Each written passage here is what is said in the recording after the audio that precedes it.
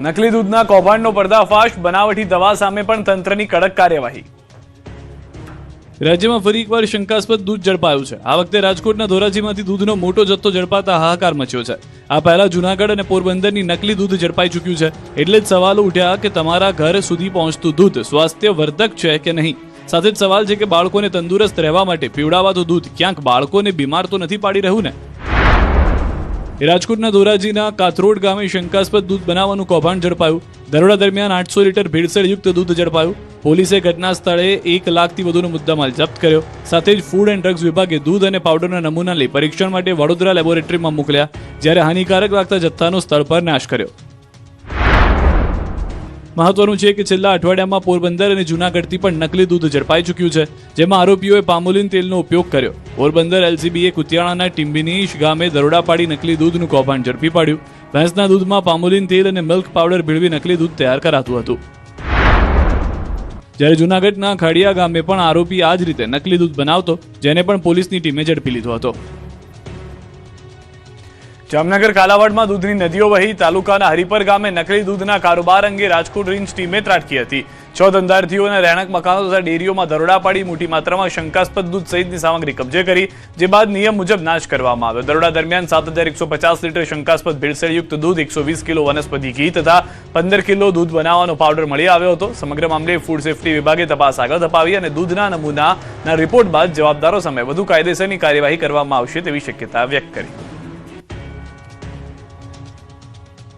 પાટણમાં શાળાઓ આસપાસ જંક ફૂડના વેચાણ પર પ્રતિબંધ. પાટણમાં શાળાઓ આસપાસ વેચાતા જંક ફૂડ સામે શિક્ષણ વિભાગે લાલ આંખ કરી છે. જિલ્લા પંચાયત પ્રમુખ ભાવિક પટેલની રજૂઆત બાદ જિલ્લા શિક્ષણ વિભાગે તમામ તાલુકાની શાળાઓને કડક સૂચના આપી. પ્રાથમિક શાળાઓ નજીકની દુકાનમાં હાનિકારક જંક ફૂડના વેચાણ પર રોક લગાવવામાં આવી.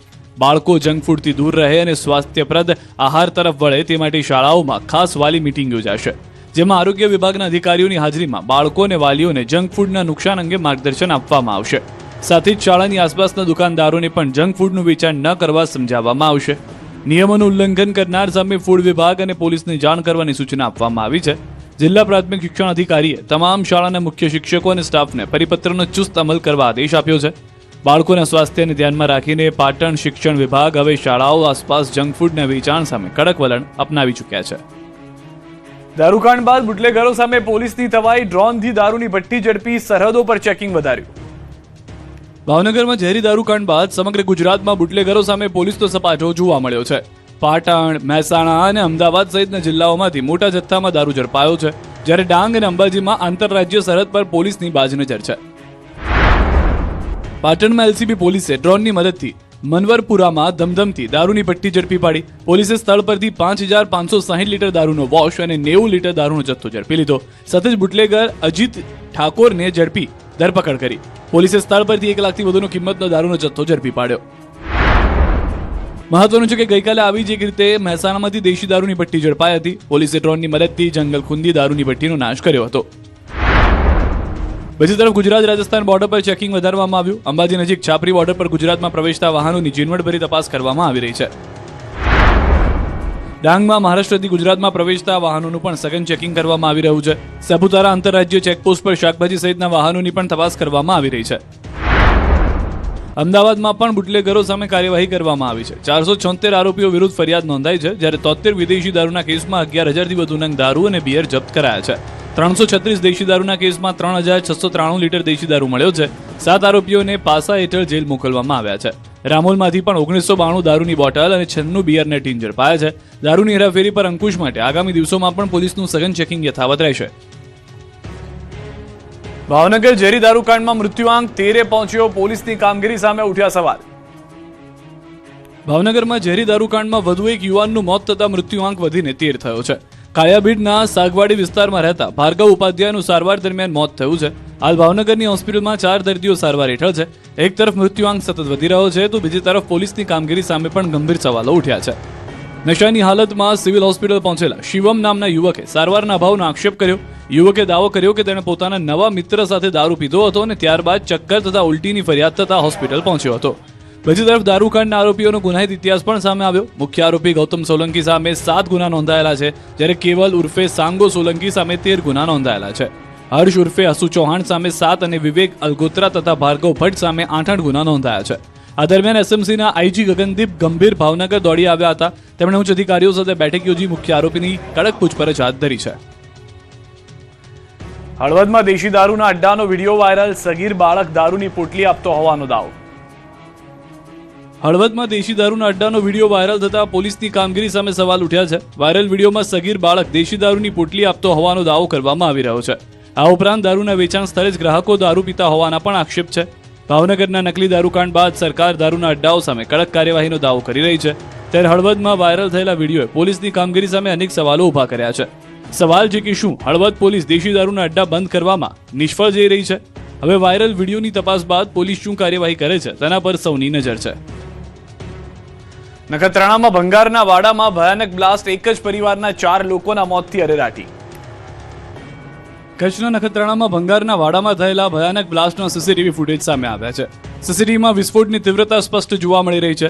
સીસીટીવીમાં જોઈ શકાય છે કે બ્લાસ્ટ બાદ આસપાસના વિસ્તારમાં ભૂકંપ જેવી સ્થિતિ સર્જાઈ હતી. દાવો છે કે છોટા હાથીની ડીઝલ ટાંકીમાં બ્લાસ્ટ થયો હતો. બીજી તરફ ભંગારના વાડામાં બ્લાસ્ટ થતાં જ એક પરિવારના 4 લોકોના મોતથી ગમગીની છવાઈ છે. મૃતક પરિવારના 2 સગા ભાઈ ભંગારની ફેરી કરતા હતા અને બંને ભાઈ ભંગાર ખાલી કરી રહ્યા હતા. એ દરમિયાન અચાનક જોરદાર વિસ્ફોટ થયો. બ્લાસ્ટ એટલો ભયાનક હતો કે ઘટના સ્થળેથી આશરે 5 કિલોમીટર દૂર સુધી ધડાકાનો અવાજ સંભળાયો હતો. વિસ્ફોટની જાણ થતાં તંત્ર અને પોલીસની ટીમ ઘટના સ્થળે પહોંચી. સમગ્ર ઘટનાની તપાસ માટે એફએસએલની ટીમે પણ ઘટના સ્થળે પહોંચી તપાસ હાથ ધરી હતી. ગુજરાતમાં બેફામ વાહનોનો કહેર, 3 અલગ અલગ અકસ્માતમાં એકનું મોત, અનેક ઇજાગ્રસ્ત. હિંમતનગરમાં બેફામ ટ્રકની અડફેટે મોપેડ ચાલક યુવતીનું મોત થયું છે. આરટીઓ સર્કલ નજીક પૂર ઝડપે આવી રહેલા ટ્રકે મોપેડને અડફેટે લેતા યુવતી ગંભીર રીતે ઇજાગ્રસ્ત થઈ. સારવાર માટે હોસ્પિટલ ખસેડ્યા બાદ યુવતીનું મોત થયું. બીજી તરફ અરવલ્લીના મોડાસા નજીક ટ્રેક્ટર અકસ્માતમાં વૃદ્ધનું ઘટના સ્થળે જ મોત થયું. કુડોલ જીતપુર નજીક ટ્રેક્ટર ચાલકે સ્ટીયરિંગ પરથી કાબુ ગુમાવતા ટ્રેક્ટર ઝાડ સાથે અથડાયું હતું. ટ્રેક્ટરમાં સવાર 5 જેટલા મજૂરો ઇજાગ્રસ્ત થતા હોસ્પિટલ ખસેડાયા. જ્યારે ટ્રેક્ટર અને ઝાડ વચ્ચે દબાઈ જતા વૃદ્ધનું મોત થયું. આ મામલે ટિન્ટોએ પોલીસે બેદરકારીપૂર્વક વાહન ચલાવનાર ચાલક સામે ગુનો નોંધ્યો. તો મહેસાણામાં પૂર ઝડપે આવતું ઓવરલોડ ડમ્પર સોસાયટીમાં ઘૂસી ગયું. તિરુપતિ શુકન બંગલોઝમાં ઘૂસેલા ડમ્પરે એક્ટિવા અને કારને નુકસાન પહોંચાડ્યું. અકસ્માત સમયે સોસાયટીમાં કોઈ વ્યક્તિ ન હોવાથી મોટી જાનહાનિ ટળી. જોકે અકસ્માત બાદ ડમ્પર ચાલક ઘટના સ્થળેથી ફરાર થઈ ગયો. ત્રણેય ઘટનાએ ફરી એકવાર બેફામ અને બેદરકારીપૂર્વક વાહન ચલાવતા ચાલકો સામે સવાલ ઊભા કર્યા છે.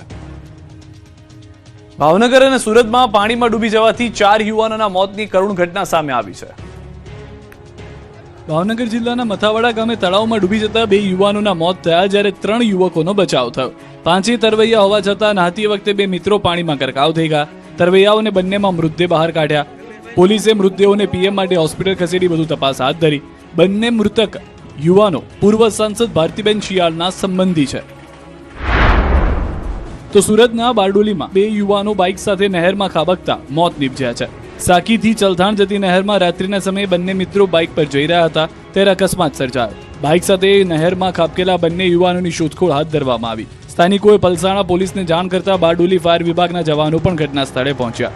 શોધખોળ દરમિયાન નહેરમાંથી બાઇક મળી આવ્યું હતું અને ત્યારબાદ બંને યુવાનોના મૃતદેહ મળ્યા હતા.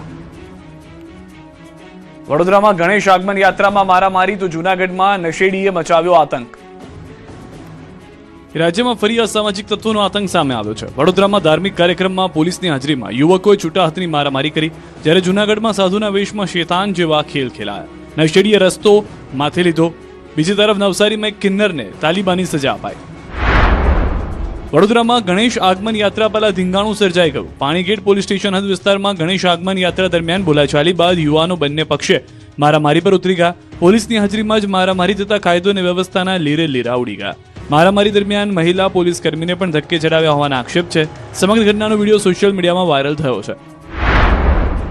આ તરફ જૂનાગઢના સરદાર ચોકમાં નશેડીના આતંકથી લોકોમાં ફફડાટ ફેલાઈ ગયો. નશામાં ધૂત વ્યક્તિએ જાહેરમાં હંગામો મચાવ્યો, લોકો તરફ પથ્થરો ફેંક્યા. એક તબક્કે તો નગ્ન થઈને તમાશો કર્યો. બીજી તરફ પોલીસને જાણ થતાં તાત્કાલિક પોલીસની ટીમ ઘટના સ્થળે પહોંચી અને નશેડીની અટકાયત કરી. આ તરફ નવસારીના વિજલપુર વિસ્તારમાં કિન્નર અખાડાના નામે લાખોની ગેરકાયદે ઉઘરાણીના આક્ષેપો વચ્ચે એક કિન્નરને અન્ય કિન્નરોના ટોળાએ જાહેરમાં સજા આપ્યાનો વિડીયો વાયરલ થયો. અખાડા અને ગુરુના નામનો દુરુપયોગ કરવાનો આરોપ લગાવી યુવકના માથાના વાળ બળજબરીપૂર્વક કાપી નાખ્યાનો દાવો છે. હવે સમગ્ર મામલે પોલીસ કાયદેસરની કાર્યવાહી કરશે કે કેમ તે અંગે સવાલો ઉઠી રહ્યા છે. વરાછાના નામે ચોંકાવનારો વિડીયો વાયરલ, ચોરીના આરોપમાં યુવકને તાલિબાની સજા, તો સુરેન્દ્રનગરમાં ભગવાનના ઘરમાં ચોરી.